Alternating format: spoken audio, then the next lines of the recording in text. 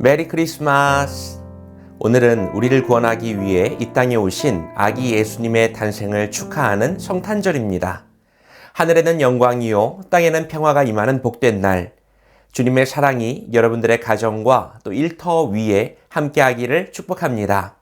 12월 25일 목요일 성탄절 아침, 오늘 우리에게 주시는 하나님의 말씀은 요한복음 1장 1절에서 14절입니다. 태초에 말씀이 계셨다. 그 말씀은 하나님과 함께 계셨다. 그 말씀은 하나님이셨다. 그는 태초에 하나님과 함께 계셨다. 모든 것이 그로 말미암아 창조되었으니 그가 없이 창조된 것은 하나도 없다. 창조된 것은 그에게서 생명을 얻으니 그 생명은 사람의 빛이었다. 그 빛이 어둠 속에서 비치니 어둠이 그 빛을 이기지 못하였다. 하나님께서 보내신 사람이 있었다. 그 이름은 요한이었다. 그 사람은 그 빛을 증언하러 왔으니 자기를 통하여 모든 사람을 믿게 하려는 것이었다. 그 사람은 빛이 아니었다. 그는 그 빛을 증언하러 왔을 따름이다. 참 빛이 있었다. 그 빛이 세상에 와서 모든 사람을 비추고 있다. 그는 세상에 계셨다. 세상이 그로 말미암아 생겨났는데도 세상은 그를 알아보지 못하였다.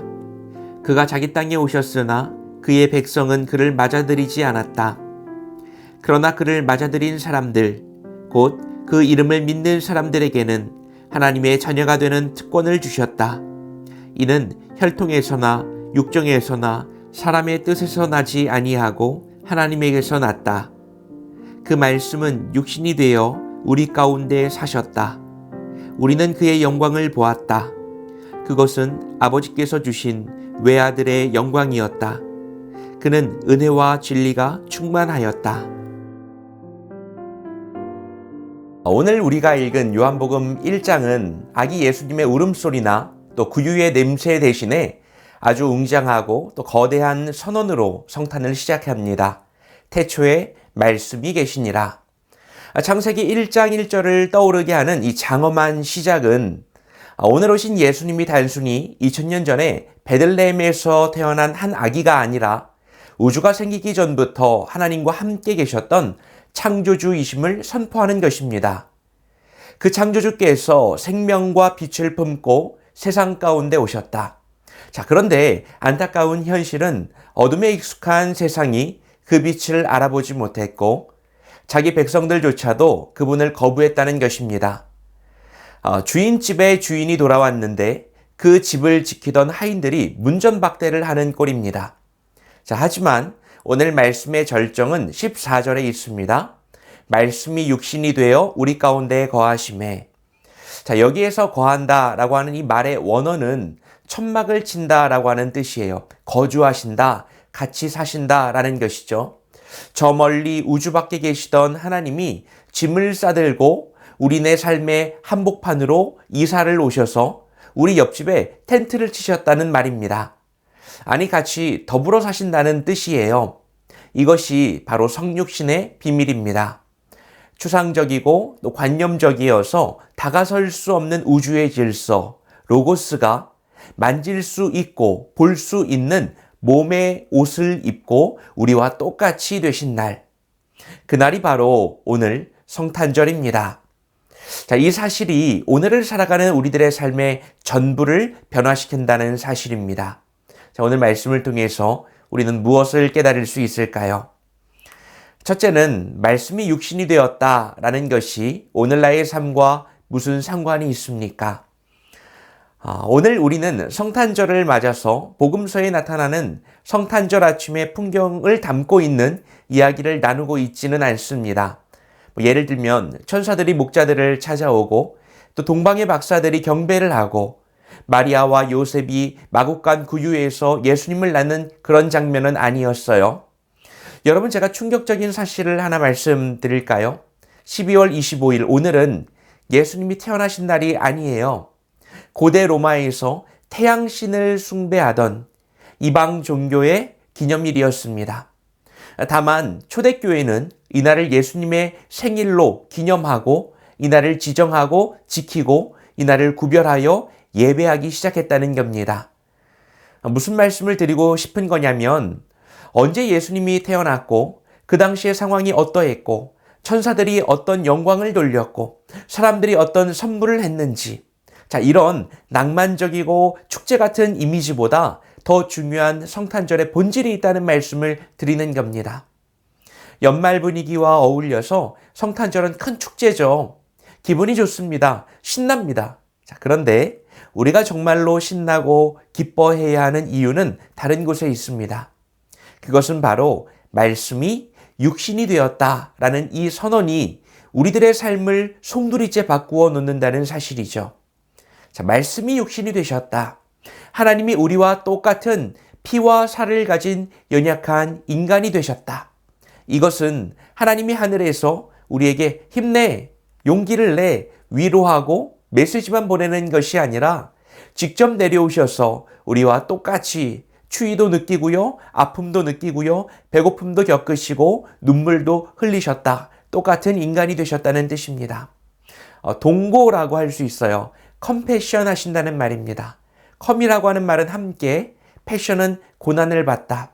하나님이 손가락 하나로, 말 한마디 하나로 우리들의 삶을 조정하지 않으시고 함께 고난을 나누기 위해서 나의 삶의 자리로 찾아오신 날. 그래서 예수님은 우리의 아픔을 지식으로 아시는 분이 아니라 체험으로 아시는 분입니다. 그분이 육신을 입으셨기에 우리의 육신의 고통을 공감하실 수 있습니다.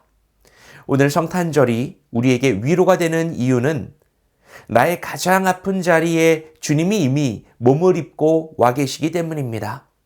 오늘 육신의 질병이나 마음의 상처로 아파하시는 분이 계십니까? 해결되지 않는 문제로 끙끙 앓고 계신 분이 계십니까? 사람의 몸을 입고 내 곁에 머무시는 예수님을 바라보십시오. 그분이 당신의 아픔을 뼛속 깊이 알고 계십니다. 둘째는 나는 빛으로 오신 주님을 주인으로 영접합니까? 오늘 말씀 12절은 기독교 신앙의 핵심을 드러내주는 아주 유명한 말씀이에요. 영접하는 자, 곧 그 이름을 믿는 자들에게는 하나님의 자녀가 되는 권세를 주셨으니. 세상은 빛을 거부했습니다. 어둠이 드러나는 것이 싫었기 때문이죠. 하지만 성탄의 기적은 오직 그분을 영접하는 자에게서 일어납니다. 웰컴하는 거예요. 여기서 영접한다는 것은 현관문만 살짝 열어주고 선물만 놓고 가세요. 이런 선택적인 받아들임을 말하는 것이 아닙니다. 내 삶에 안방을 내어드리고 그분을 내 인생의 주인으로 모시고 살아가는 거예요. 주님이 내 안에 계심으로 내 삶의 전부가 바뀌는 대역전극입니다. 성탄절은 트리 장식을 하고 케이크를 먹는 날을 넘어서 내 삶의 문을 활짝 열고 주님을 내 인생의 주인으로 다시 모셔드리는 날입니다. 그때 우리에게 놀라운 신분의 변화가 일어납니다. 피조물에 불과했던 우리가 하나님의 자녀가 되는 놀라운 특권을 얻습니다. 돈으로도 혈통으로도 노력으로도 안 되는 이 기적이 오직 믿음으로 주어집니다. 오늘 이 성탄절 아침 당신의 마음에 문은 열려 있습니까? 빛 되신 주님을 깊이 받아들이십시오. 그때 어둠이 물러가고 하나님의 자녀된 권세가 당신의 삶을 비출 것입니다. 오늘 말씀을 통해서 우리는 성탄절은 저 높고 높은 곳에 계신 하나님이 가장 낮고 낮은 우리들의 삶의 자리로 이사 오신 날임을 깨달았습니다. 그분이 육신을 입으셨기에 우리의 아픔을 아시고 우리가 그분을 영접할 때 하나님의 자녀가 되는 권세를 주셨어요. 오늘 하루 우리 곁에 오신 예수님과 함께 먹고 마시며 진정한 성탄의 기쁨을 누리시기를 축복합니다. 메리 크리스마스 기도하겠습니다. 사랑과 은혜가 풍성하신 아버지 하나님, 오늘도 말씀으로 새날을 열어주시니 감사합니다. 하늘 보좌의 영광을 다 버리시고 춥고 낮고 천한 이 땅에 우리와 똑같은 육신을 입고 와주셔서 고맙습니다. 내 아픔을 아시고 내 눈물을 아시는 주님이 내 곁에 계시기에 우리는 더 이상 외롭지 않습니다. 오늘이 기쁜 성탄의 날, 우리의 마음의 문을 활짝 엽니다. 세상의 빛으로 오신 주님을 온전히 영접하오니 어둠은 물러가고 하나님의 자녀된 권세와 기쁨이 우리의 가정과 삶에 가득하게 하여 주옵소서. 우리 곁에 오신 예수님의 이름으로 기도합니다. 아멘.